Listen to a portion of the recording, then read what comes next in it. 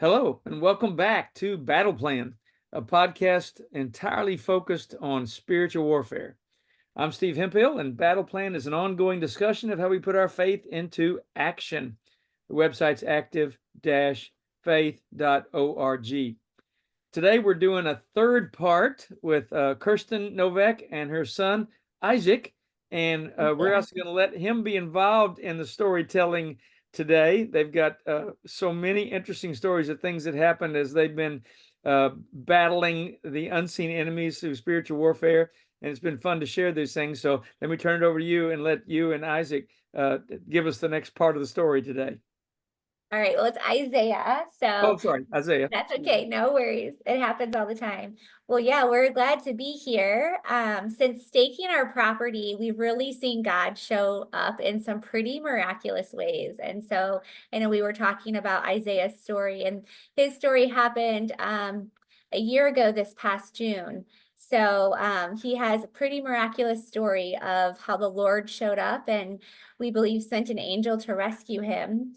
And so he had a pretty bad dirt bike accident the first week of summer, and which landed him in the PICU in pretty critical condition. So Isaiah, why don't you start us off with a little bit about your day of the dirt bike accident?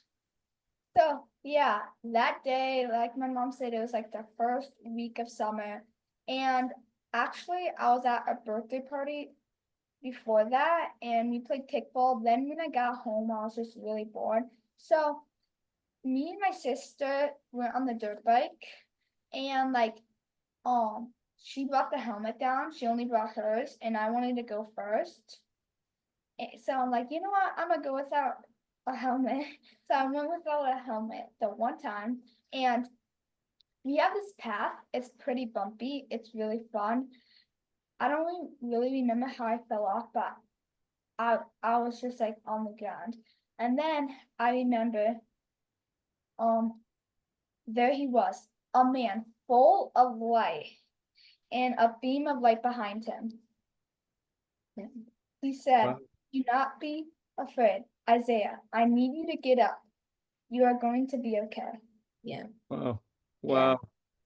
So he then, so after that, he comes into the house and he's crying, and I work from home and I was on a Zoom call actually for work, and my oldest daughter was here, and he's talking to her, but I hear him crying, but it didn't sound like he was hurt.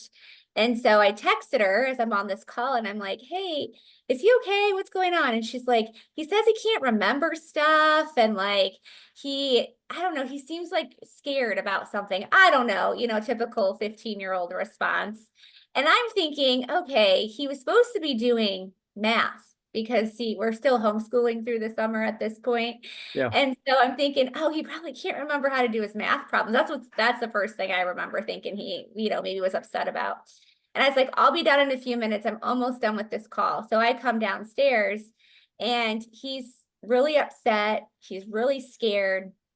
And he just keeps saying, Mom, I don't remember stuff. Like, I can't, what did we do today? And I'm like, remember you had that birthday party? And he's like, yeah, but how did I get home? And I'm like, what do you mean? How did you get home? And he's like, I don't remember how I got home. How did I get here?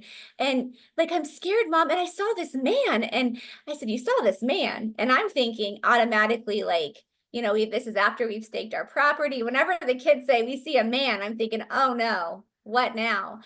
Yeah. And he's, no, Mom, I saw this man. I think it was like Jesus or God or an angel. I don't know. But he spoke to me and he said, don't be afraid. You're going to be okay. But you need to get up. And I said, wait, what? I said, were you on the dirt bike? And he's like, yeah. And I said, okay, did you fall off the dirt bike? And he goes, I don't know. And he's just panicking and he's pacing. And then I'm like, okay, let me look at your head. I see no evidence of a head injury. I see a few, like his shirt is dirty, like on his shoulder, Yeah. and he's got some specks of dirt on his face. And I'm like, you know what? Let's get you to deep breathe. Let's go take a bath. Let's go calm down. Let's see if we can just kind of figure out what happened here. So we do that, and he's still just really upset. Like, I'm scared, Mom. I'm so scared. Like, how did I get home? I don't remember getting home. And he just kept saying that. And this man, and he was really confused. And as he's in the bath, I'm cleaning him up, looking all over, seeing if there's an injury, and I don't see anything really obvious. And then he gets out of the bathtub, and he's walking towards the door in the bathroom, and he tries to open the door from the opposite side of the door. Okay, the kid's 9.5 years old, almost 10. He knows how to open the door, the correct way. And I'm like, buddy, what are you doing? He's like, I don't know, I'm trying to open the door. And he can't open the door because he's not even grabbing the door on the right side of the door handle. Yeah. And so I'm like, okay, let's get your shoes on. Let's get figured out. We're gonna have to go to urgent care or something. And so he's sitting there on the couch, and I'm like, okay, let me just get some things together. We're going to go. And in the meantime, I call over to urgent care, and they're like, you know what? You need to get him to the hospital. This just sounds, like maybe a concussion or something. And I'm looking up concussions, and I'm thinking, this doesn't seem like a concussion, like he's so confused that it was just so interesting. And as we're there, I said, let's get your shoes on. And he can't figure out how to put his shoes on. Like, he can't put his shoes Wow. on at all. Wow. Then we're in the car, and he's like, I'm really hot. I'm really hot. So he puts the window down, and I'm like, here's some water. And he has a bottle of water, and he's trying to drink the water, and he can't reach his mouth. His mouth and the water just can't connect. And I'm like, okay, buddy, like, I'm getting there as fast as I can. By the time we had gotten to the hospital, he could no longer have function in his legs. He could not make his legs work. He couldn't get out of the car. We had to get him in a wheelchair. We rushed him into the ER. They took one look at him and immediately took him back, got him in for a CT. And by the time they did the CT, he comes out of the CT, and then he's just lost all cognitive function, basically. And he's, the CT scan did not show like a brain bleed, but they're thinking he obviously had a concussion. But at this point, his pulse oxygen level was going down to the 60s. So every time he would start to drip, they gave him some medicine to try to calm him down because he was nothing but screaming. He kept repeating the same phrase. He ripped out his IV. He was trying to get out of the bed. He was not conscious that anybody was with him. And he was just completely like not himself, obviously, and not with it. Couldn't answer questions, couldn't tell you his name. It was just terrifying. And so, anyways, as this went on, they're calling over to ICU because they're thinking because of his pulse oxygen that they may have to vent him. And so it's a long way from the ER all the way to the PICU. So the doctor who's in there assisting, she's like, okay, here's what we're going to do. You're going to jump on the bed with him because we have to run and we have to roll him down the hallways. And he's screaming and he won't, he's totally out of control and has no awareness of what's happening. But he's been trying to, and they had him strapped down, but we just had to keep him calm. So I jump on the bed with him. My husband's there at this point, and we're rushing him down to the PICU. The doctors down there did not have to vent him, thank the Lord. His pulse oxygen started to kind of come back, and they were able to give him some stuff to kind of calm his body down so his brain could relax and start to heal. And it wasn't until probably about midnight. Yeah, probably about midnight, he starts to kind of snap out of it a little bit. And this whole time, he's had no recollection that we were there. He has no recollection of being in the hospital. And all of a sudden, he has his big, beautiful eyes, and he's like, Mom, Dad. And I'm like, he's like, you're here. And I was like, yeah, we've been here the whole time. And he had no idea. He's like, what am I doing here? And he said, Mom, but the first thing he said was, Mom, I gotta tell you about the man. I gotta tell you about the man. And I had told the nurse, because since he was in the PICU, they had a nurse with us the entire night that night to monitor him. So I had told this nurse what had happened and that he had said, I saw Jesus or God or an angel or something. So she was really intrigued. So she's standing there and she's like, I heard him talk about him. Like, I heard him talk about the man. And she starts telling about the man that he saw. And then the next day, all these doctors came in. They're trying to figure out, because he was having arrhythmia too during this episode. They're doing all these tests and all the things. And he probably saw, it's a big research hospital. And so he probably saw 20 different residents that came in. He got to share his story with. Wow. And some of them were like, whoa, this is amazing. Others were like, oh, I mean, it's probably, brain, inflammation. Hallucinations. Yes. Yeah. And they wanted to they couldn't fully tell that it was a serious concussion. They're like, this is the worst concussion we've ever seen at the hospital. And this is the biggest hospital in Iowa. But they're like, dude, there has to be another cause. Like, this was so severe for a concussion. And they were like, we're going to get toxology in here. Maybe he got into some sort of farm chemicals, or to have this type of response and this elusive dream of an angel and all these things, They couldn't, I'm like, go ahead, sure, go do all your tests. And everything came back clear, of course. And I'm like, whatever. But so after being in the hospital that day, that night, whatever, we were able to go home later that evening after the next day. And that next morning, he's like, Mom, Dad, I really want to walk down on the dirt bike path and see if I can remember more about what I saw. So Isaiah, why don't you share a little bit more about that? So we were walking down on the path, and like I said, it was a bumpy path. And we were walking on the bumpy path, and I saw this big stick, and I'm like, wait a minute, that looks familiar. Then I remember there was trees in the background. I'm like, those trees look familiar. Then, a minute later, I look up, I see an airplane flying high up, right? And I'm like, when I saw this man, there's a beam of light, but it was way higher than that. Than the airplane. Way higher than the airplane. And wow. When I was driving the dirt bike, I think I might have hit that big stick. And when you're playing Mario Kart, and sometimes if you get out of control, it goes wonky, right? Yeah.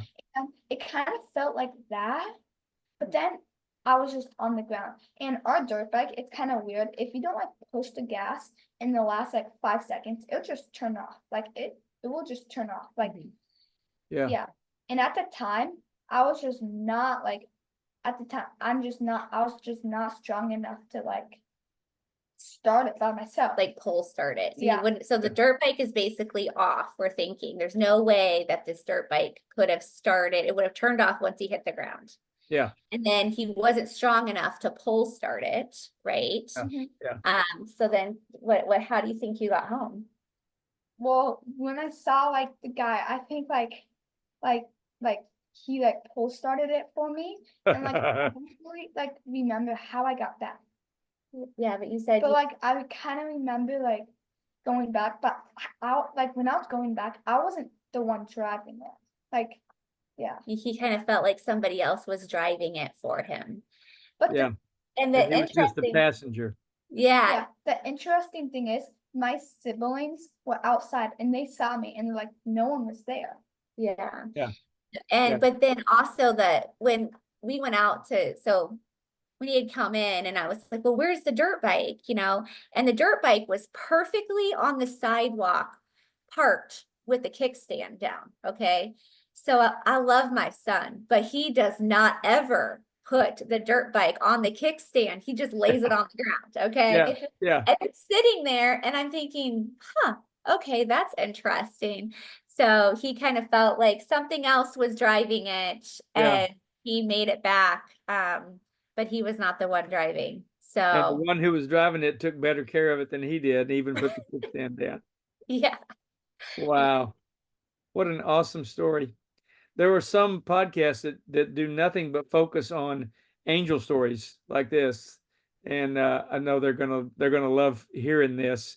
Some of the ones I've told in the past, they've just put on their website too. One of the ones I told about the angels in Nashville at the school shooting, another guy put it on his website and had 3 million views just on that one video. And my name's not on it anywhere. But obviously, we're just trying to help the kingdom. So that's not important anyway. Well, thank you so much, Isaiah, for sharing that. Thank you both for being being on the show again today. And there may be other stories for future shows that we'll have you back for. But thank you for your faithfulness and for giving God the credit. And we want to praise him now and thank him for your recovery and for that it not being a permanent serious injury of any kind, because it could have been much more serious and could have been death too. God spared you. So I'm going to say right now that God has big plans for you and your life, for the kingdom and for the future, and that when he sees somebody with the potential to make a difference with the kingdom, that's often when you see angels intervene. You see it all through the Bible. So keep that in mind as you make your life decisions, and we look forward to seeing what you grow up to become. Okay. Oh, he wants to tell you what he wants to be. Like he feels like Okay, God has great. told Yeah, him tell us. what us. he wants to be when he grows up. Well, since I was like six-ish, I've always wanted to be a pastor. Oh, that's awesome. You'll have a lot of great stories, pastor stories to tell, and that'll be one of them. All right. Well, thank you all. Thank you for being with us today, all you guests that are here from all over the world. Last I looked, there were 155 countries that were downloading and viewing these podcasts. So we give all glory to God for this story and for connecting us. And we want to remind you to keep praying, because prayer works. God loves you, and I love you. Have a great day.